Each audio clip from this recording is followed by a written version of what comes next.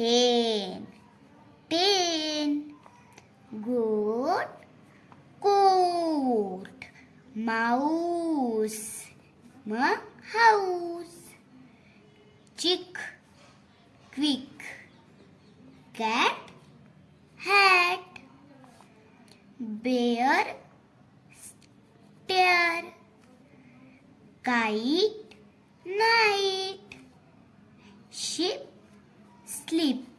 ना आता हे आपल्याला पुन्हा म्हणायचे आहेत. hen, ten, goat, coat, mouse, house, chick, quick, cat, hat, bear, stare, kite, night, sheep आणि sleep. हे बघा, हे आपण एवढं रायमिंग वर्ड काढले.